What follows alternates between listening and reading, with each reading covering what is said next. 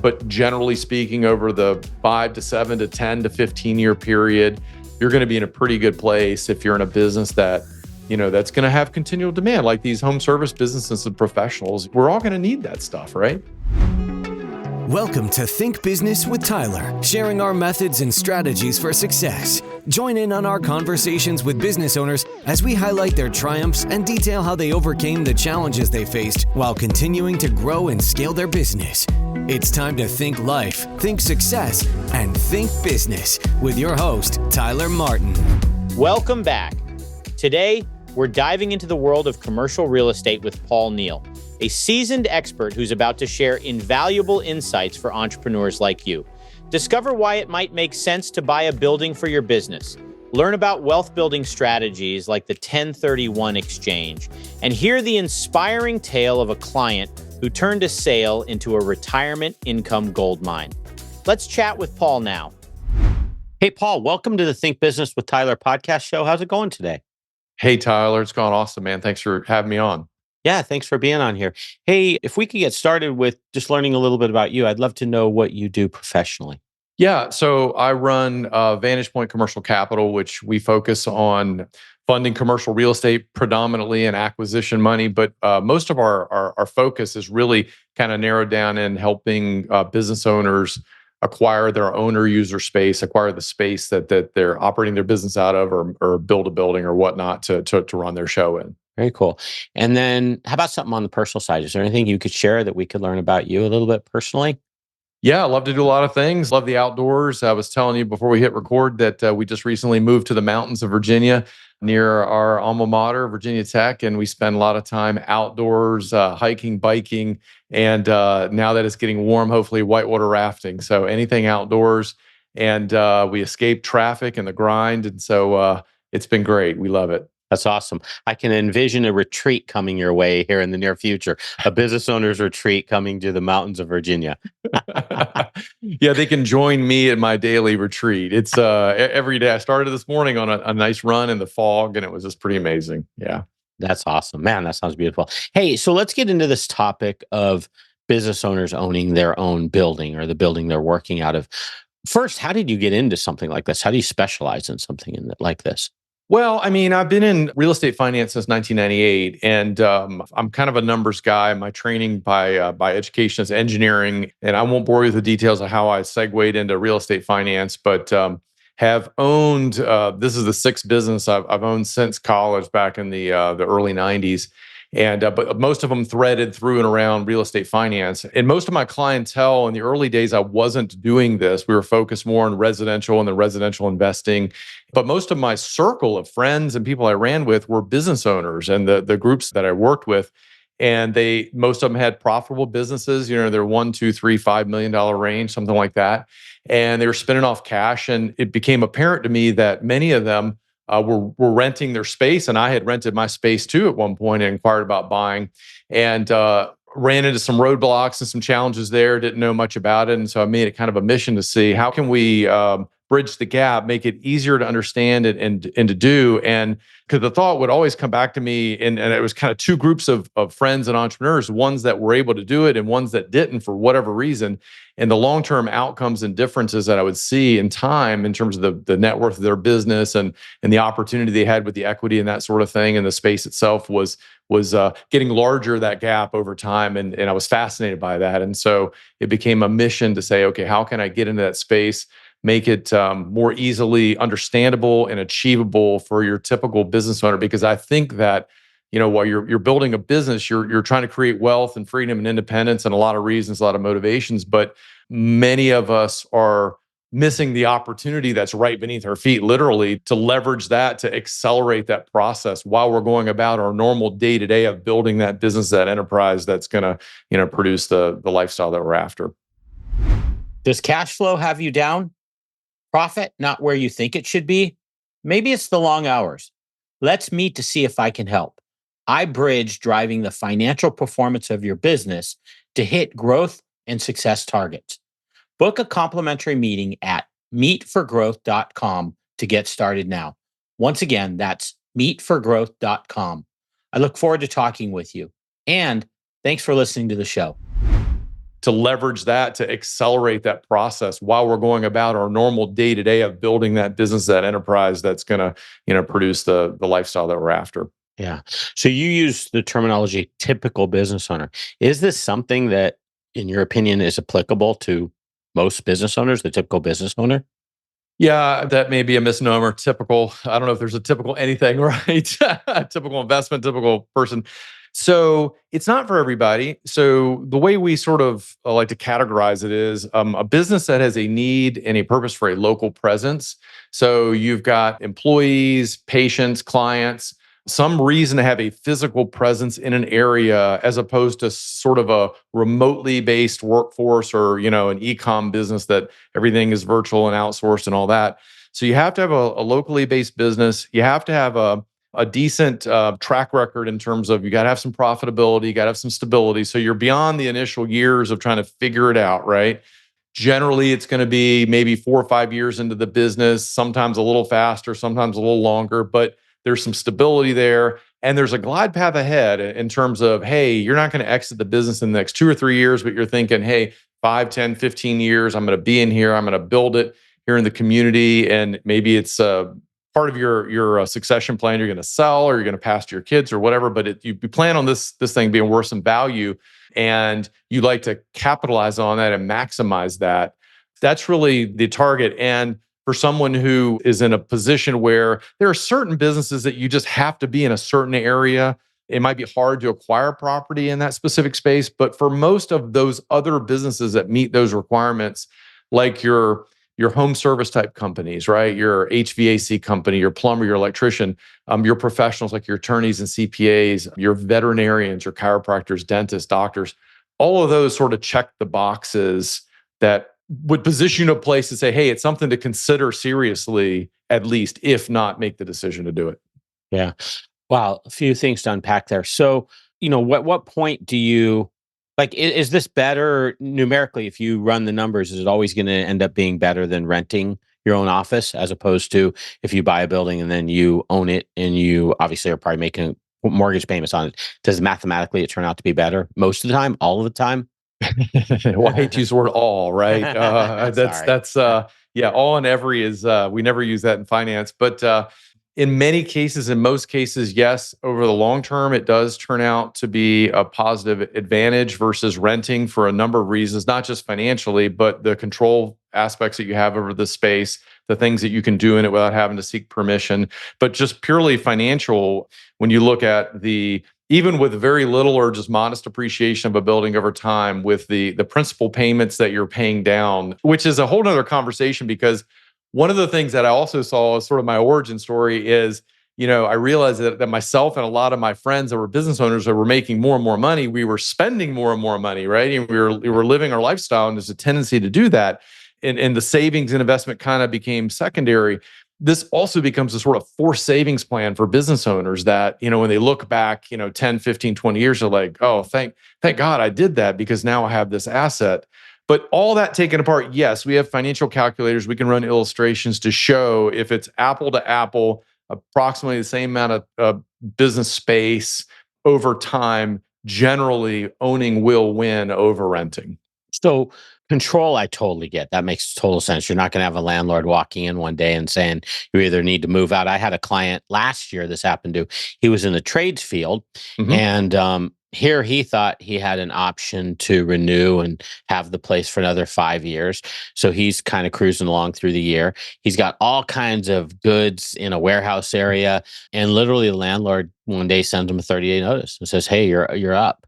Yep. And his attorneys, even the interpretation was, you probably can be here longer, but do you really want to fight it? Because it's going to cost you $100,000 to $200,000 potentially if you have to fight this out with the attorney. So he ended up moving. He had to create a temporary place, and think about it, moving your whole business in 30 days Oh my gosh. and then relocating. It was a nightmare for the poor guy. And so when you talk about control, I mean, this is exact scenario you never have to deal with, at least in theory. But having said that, if you own it, if you own your own Yep. building. But having said that, what I think a lot of people might think right away when they think about owning their own building, they think, oh my God, if the roof goes out, I'm going to have to fix the roof. If, a building has probably bigger expenses than a home. What's your thoughts around that potentially as a concern? Yeah, I mean, it's valid. It's legit. It comes up. I mean, it's one of the things that you budget for. And when we do our financial analysis, we plan on that. And it's part of the expenditure. It's like even when you plan on like, well, I'm going to put a certain down payment into a building. Well, if you own it, then that's an opportunity cost that you could be putting money somewhere else to get investment, right? So that's a cost to own as well that you Right. factor in. But when you look at the other offsetting benefits of the transaction, and you've planned on it, it's still less expensive in the long run in most cases. And here's the other thing that a lot of people do, particularly the home service type businesses and whatnot, or they have affiliates. Like a lot of those guys are sort of related. They'll get a space a little bit larger than they need, and they'll lease out part of the space to have someone else carry part of the mortgage and reduce the cost there. A guy right now, we literally are closing, hopefully Monday. It looks like he's building a 12,000 square foot warehouse. He's a contractor. It's ground up flex space. It's really in high demand, at least in the Virginia area. And he's going to take 6,000 feet and he's going to lease out. Actually, I'm sorry, he's going to take 7,000 feet and he's going to lease out the remaining spots in his warehouse for two reasons. One, the two tenants that he has lined up are going to pay the freight and almost make the entire mortgage payment, which is crazy. But in addition to that, it gives him room to grow ultimately into it so he can kick one of them out and be the bad landlord as opposed to he'd be the guy making the decision as opposed to the guy, receiving the bad letter or knock on the door and expand into in the building. And so it positions himself in a way that he has options and choices. And but again, planning on it, it's like anything else. You buy a house, you have to kind of plan on the budget. Here's your taxes are going to be this, they're going to go up every year. Is your insurance going to go up every year? Yeah, you're going to have the roof go out. So we're going to budget and plan on it, but it still tends to be a win for most people. So, without getting super technical, but I would like to at least kind of talk about this. So, when you purchase your building, Mhm, are you doing it in the business name? Are you setting up a separate entity? What does that mhm. look like from the owner of the business standpoint? Yeah. Most cases, we'll engage the borrower's CPA as counsel to get their insight. We always like a team, and if they have their own team, we really encourage that. What we find in most cases that people do is they create a separate entity that will own the real estate, Okay. and then their operating company, who is paying rent to someone else, is now going to pay rent to the company that they own that owns the real estate. And so they get the tax advantages of, they've got a rent cost over here and then they've got income here, but they've got depreciation to offset that. And it works out as a win for in most cases for the business owner. So we separate that out. And then if they have tenants, then obviously the tenants are paying the other company as well. Yeah. And so they're kind of sheltering some of their business income Mhm. over to this additional entity that they've set up. And then it sounds like they're able to deduct like their depreciation and mortgage interest and stuff like that. So they're kind of sheltering that income Yes. in some ways before they pay tax on it, if there is even any tax because of the depreciation, it sounds like. That's right. That's right. And they can do cost segregation analysis and accelerate some of depreciation in the earlier years. And then one of the interesting things that we see people do later downstream as they build equity in that real estate, they can then leverage that equity through the sale of the building if they want to move to a larger building and use what's called a 1031 exchange and defer taxes again. Or they can take a loan against the building, against the equity, and that's generally not a taxable event either. And they can use that for other means like acquiring an opponent, not opponent, but a competitor, or buying another business or whatnot. There's a lot of things. We have one client that's done that very effectively over the long term. They've used equity and leveraged it that way, which is a very effective thing. So there's different ways that you can realize those tax benefits, but they are sort of implicit in that. I'll give you a quick story. So, a good friend of mine, they got into the car wash business, and so the operating company was car washes, but really what they were trying to do was what McDonald's was doing and buying real estate. And so they're like, okay, we want to find great pieces of commercial property that are high traffic that they're going to appreciate over time, and that's where we're going to build our car washes. And if we could just make enough money in the car washes to pay the freight on the land, we'll be happy. And as a serendipity, they did really well in the car washes, and but they would trade up. They started it, they were pretty young when they first started, and it was a small car wash. Anyway, they sold two or three car washes and they would 1031 the money to get larger and larger. Finally, they got to a position after about 12 years where they had 3 large car washes, and venture capital came in and said, we'd like to buy you out completely. And they turned this tiny little investment from 12 years ago into, it was a multiple 8-figure play. It was huge. It was like stupid money. And we're like, what? They're going to pay how much? And they did. And so they had deferred so much of the taxation, and now they got this big taxable event. They took a lot of that and then they invested that in other commercial real estate. Like they built some of these Take 5 auto oil change places and some triple net properties for single tenants. So even after the sale of the business, they were able to capitalize on it. Now they still had to pay taxable income on some of it because they took it, but Sure. but the point is that they deferred it. And by structuring it that way, it gives you opportunities downstream that you wouldn't have necessarily if you were renting, because you don't have any equity and no tax advantage. Yeah, those wealth building strategies shouldn't be underscored for sure. I mean, whether it be a 1031 exchanges where you can trade up properties and defer the gain on the property. And so it sounds like in your story that they were buying bigger properties and wrapping the gains into them, but they never had to pay tax on until at some point when you're ready to it either gets inherited by upon your demise, or potentially you pay tax at the end of the road when you ultimately sell the property and you want the cash. So that's one. Another interesting one too is if you are going to sell your building, do you see this often? Does this ever come up? The buyers come in and you go, okay, well, as part of the sale, I also want you to rent this building. You're going to sign a 5-year agreement or a 10-year agreement. And then you're essentially, the new buyer is now paying me rent or my LLC, if that's what I've set up. Do you see that? Is that a good wealth building strategy? What's your opinion? Oh, yeah. Yeah. Great friend of mine, client of ours, Kathy, she's an OBGYN. She bought a building like 14, 15 years ago. Her husband kind of kicked her into doing it. He's like, you got to do this. So she did it. Fast forward 3 years ago, I think it was now, one of these, the larger medical groups are coming in and buying the smaller independent practices. And she's at a point where in her 50s, she's like, I don't really know how much longer I want to do this. So they made her a nice offer that she couldn't refuse. And she's like, okay, I'll sell my practice.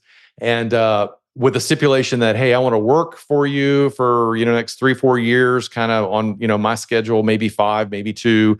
And oh, by the way, the buying entity said, we really want your building because it's a medical practice. All your patients are coming there. They're used to coming there. They're comfortable with that, right? We don't want to send them somewhere new. And so they're now paying her rent because the building is paid off. It's a $10,000 plus a month in rent coming to her. Plus she got the payout, plus she gets to work. And it's like, here's the thing I tell people, Tyler, I'm like, well, the deal is the 12, 13 years is going to pass either way. Right. I mean, at the end of the day, it's going to pass either way. And so 2 ends of the road. One is she still sells and has a good day and she could still probably work there, but she's missing this great stream of retirement income, for as long as they want the building. And if they ever decide they don't want it, she can sell it or, do whatever she wants. And she's got, a paid for building that's worth, several $1 million. And that's not a bad day either. Right. That she wouldn't have had she said, well, I'm just going to rent heads down and, do my thing. If you're a business owner feeling stuck in your business, overwhelmed, responsible for everything that happens, and working long hours, Tyler helps his clients develop processes, hire high-performing team members, and better understand their financial metrics and numbers to allow for a more predictable, less hands-on business. To schedule a free, no-pressure consultation, head to thinktyler.com and click the meeting button. Tyler would love to see if he can help you work on your business, not in your business. Schedule a consultation today at thinktyler.com. Think life, think success, think business. Life is hard, but finding a really great podcast makes the days go by so much easier. Hi, my name is Blue Telusma. I'm a writer, an emotional intelligence coach, and the host of Humanize with Blue Telusma, a podcast where we believe that when you humanize everyone in the room, a great conversation is almost guaranteed. Join us every week here on Electricast as me and my guest co-hosts unpack big topics and interview even bigger personalities with a sense of humor and a dash of mischief. If you're looking for a new best friend in your head, we've got you covered. Electricast. That's not a bad day either, right? That she wouldn't have had she said, well, I'm just going to rent heads down and, do my thing. Yeah, that's a great story. Wow. So let's talk about actually buying a building. Like, are there certain criteria in terms of if you're a business owner, what you're looking for? I imagine it obviously varies location and buyer and what their business is. But are there certain tenements that you're looking for when you're thinking about a commercial property? Yeah, I mean, I think one of the biggest things you have to consider is sort of where you are now with the business and what's your vision in the next 3 to 5 to 7 years, right? It's hard to predict beyond that, but you have a pretty good sense. You should have a pretty good sense of where you think you're going to be, and so you sort of need to plan for growth a little bit. You don't want to buy a building that you've immediately outgrown. You ideally want to get larger space than you need and maybe even consider leasing it out, because then you've got a built-in growth plan for yourself if that's your thing. Now, if you're not looking to grow, but you're just kind of stable and you're just kind of, your team is making the donuts every single day and it's good and life's good and you're happy, then you might not want a bigger building, but that needs to be part of your planning process to determine what kind of building do you want. You should look at the demographics of the area to determine if it matches up with your clientele. If you're locally based, you probably don't want to move too far from where you're already located, and so you're not going to disenfranchise your whole your repeat customer base and have to start all over. That would be bad. You have to be aware of environmental issues and concerns. You could be buying sometimes you could buy an old building if it was an old gas station or something you want to convert. You need to make sure there's no environmental things there. And we ferret a lot of that out during the process. So no one wants you to buy a place that has issues that's not resolved prior to you taking it, right? But those are some of the biggest considerations, I think, is really just kind of where do you see yourself going? How's it going to impact your employees and your customers? And then the other thing is, from a financial standpoint, you really have to understand the numbers. We try to help people on the front end to understand before they get into this process of walking into the bank or whatever and saying, I want to buy this property or going into contract. Because at that point, it's a little bit late to be doing those analyses, right? You're in a contract potentially. Now you've got earnest money on the line. You could potentially lose it if you don't move forward in the contract. And so doing your due diligence up front to understand what's it going to cost, what can you really afford, how does it compare to the rent situation? Because you do need to understand that. And then a lot of times the mortgage payment is going to be higher than rent, because you're paying interest and principal. So you have to understand that. And the last thing I'll say is, from a financial readiness standpoint, you definitely also want to have some reserves. You want to have some dry powder in the bank. And one of the things we talk about is don't put all your money into the brick and mortar, because if it's tied up in the bricks and mortar, you're not going to get it out for a long time. So, and there are ways to structure it. You can get into money, if you go to your local bank, they're going to want 20 to 30% down. And that's a lot of money to be plunking down on a $2 million building. But there are ways to do 0 to 10% down. Typically, most of the people we work with are in the 10% down range. And so it's not that they don't have the extra 10 or 20%, but we suggest, and most of them feel comfortable with the idea of holding that extra 10% or more in reserves. It's in working capital. It's on the sidelines. It's just there in case the rain happens, right? And you need to lean on it for a month or two. So those are some of the considerations and the things that I would say you need to sort of be cognizant of before you just dive right in. So in terms of lending, that was going to be my next question. This doesn't follow under SBA guidelines for lending, does it? So there's basically 5 ways to buy a building. Cash is number 1. We don't recommend. Number 2 is seller carry, where the sellers a lot of times will finance. And so those are as variable as the day is long. Conventional, where you go to the local banks or work with a national bank or just any kind of bank. And they're going to generally want, again, 20, 25, 30% down. A lot of times they have pretty onerous covenants and things like that. And then SBA has 2 programs. They have a 504 and a 7A, and they both have advantages and disadvantages based upon, what you're trying to do in your specific situation. So, and their guidelines vary based upon, which program you go with and whatnot. Okay. And what, in terms of, if someone goes, hey, this might be for me and I might want to do this, what's typically a timeline from the point someone starts looking to when they actually close? Is it a year? Is it 6 months? Well, how's that work out usually? So from the time they're financially ready and they've got their ducks in a row, it's generally about 90 days. But in my experience, it's generally about 90 days to 6 months to get their ducks in a row. To understand, to look at the options, to get the financial house in order, to make any corrections or updates or things that need to happen. And I tell people too, nobody has a perfect history. Everyone's got, some skeletons or whatnot. And a lot of times those aren't inhibitors to doing a deal, but they need to come out early. So it might take a month or two to address some situations and document or whatever. But most of the times we can work through that. But again, that adds to the timeline, to the process. But about 90 days once you're, buyer ready and ready to go. So what's your feeling about the real estate market, commercial real estate market? Like, you're obviously probably very bullish over like the next 10 to 15 years. What are your thoughts around it? Well, yeah, it's local. So it's different in every single area. Okay. But to give you sort of a blanket answer, nobody's really that bullish on office, class A office for all the obvious reasons today.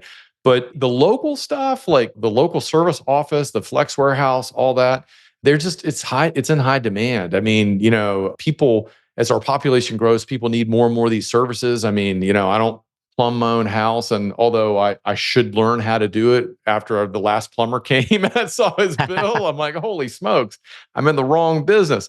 But more and more demand for the local services. And I think too, and this is maybe me, as we've gotten more virtual and digital, and everyone thought that Amazon was going to take over the world. And yeah, they've taken over a large part of the world for sure. But people want authenticity. They want human contact. They want to see people and meet people. They want to go see their dentist, or maybe not their dentist, but their doctor, their chiropractor, their veterinarian. So we're bullish. I mean, obviously the next 1 to 2 to 3 years, you never know. I mean, and that's in any time period. But generally speaking, over the 5 to 7 to 10 to 15-year period, you're going to be in a pretty good place if you're in a business that that's going to have continual demand, like these home service businesses and professionals. We're all going to need that stuff, right? Right. Your plumber's not going to come from Cupertino or wherever Amazon's headquartered and show up and and fix your toilet. So yeah.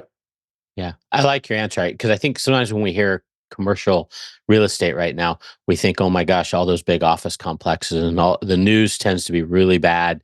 I mean, there's some really dismal forecasts around commercial properties in the next 15, 20 years.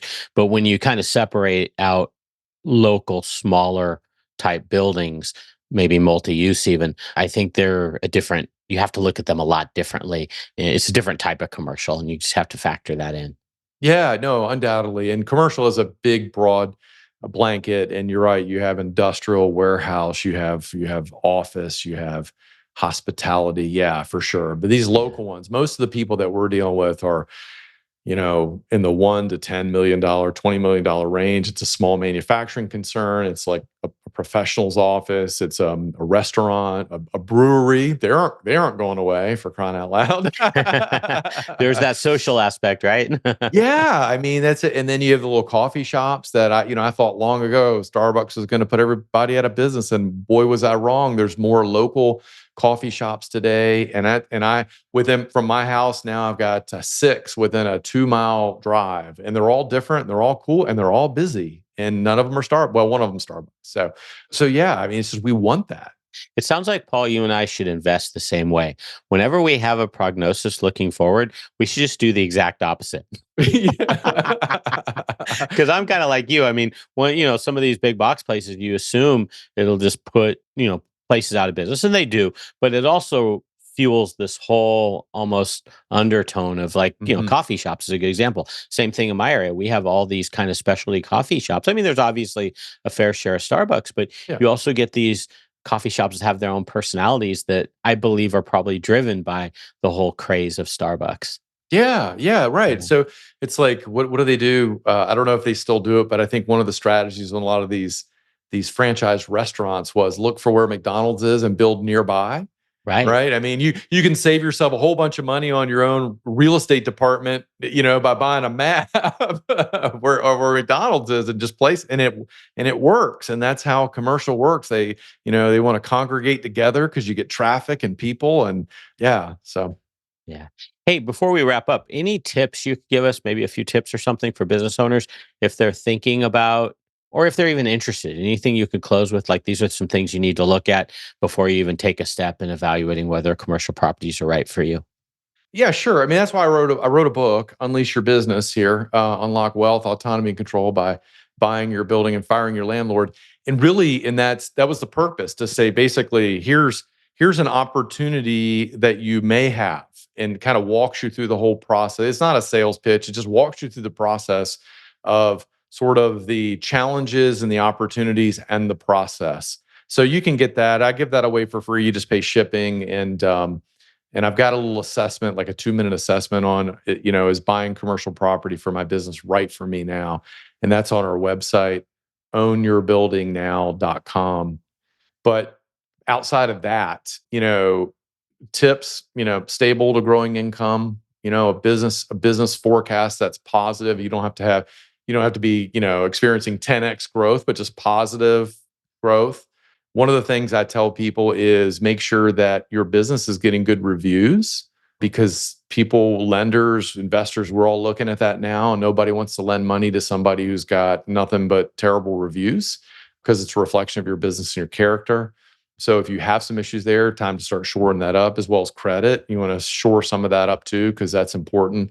Not just your personal credit, but your business credit, because you're going to have business credit. You pay vendors and things like that. And that's all, you're going to be an open book when you go in this process. And I tell people that, realize again, if you do go into this process, it is a journey. It's not a 30-day process. Ideally, you want to start thinking about 12 months out before if you have a lease and you know it's going to be coming due within about a year, now's a really good time to start thinking about this and learning and educating yourself in the process. If you're within 30 days, it's pretty much too late at that point, unless you can get into a month-to-month situation, because you don't want to go into it under pressure.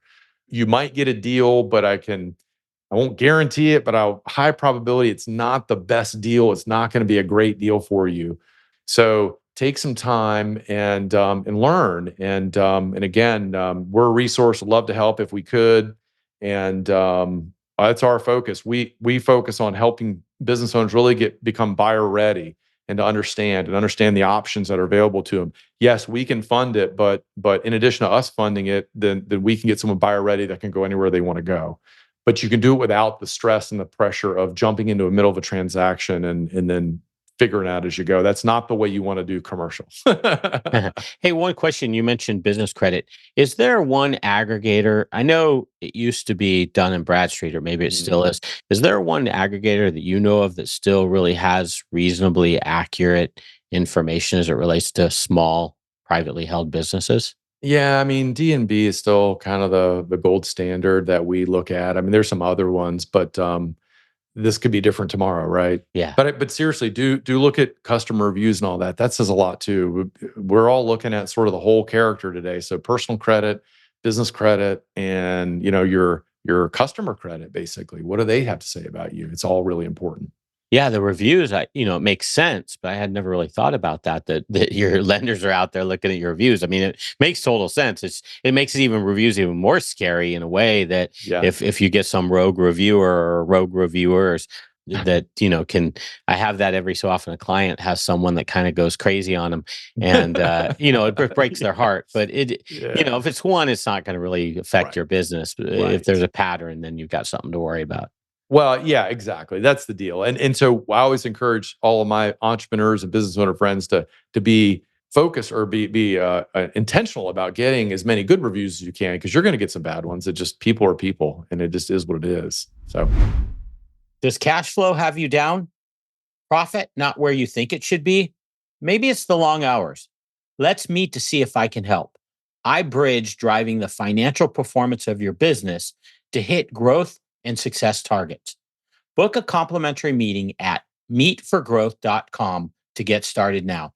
Once again, that's meetforgrowth.com. I look forward to talking with you. And thanks for listening to the show.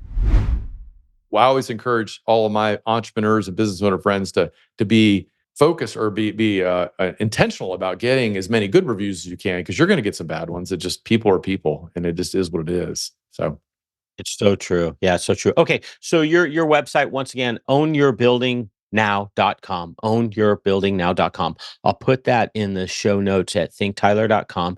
And then your book, I want to say Unleash, but it's not Unleash, guys. It's Unleash Your Business, Unlock Wealth, Autonomy, and Control by buying your building and Firing Your Landlord. Excellent book. I have a copy, so really good job putting that together. It's a very easy read. It's not super technical, and really kind of highlights the different reasons why, if you applies to you, that you would want to do this. So, Paul, can't thank you enough for being on the show. I think you have a really cool thing that you're helping people consider for their wealth building, and I appreciate you sharing your knowledge.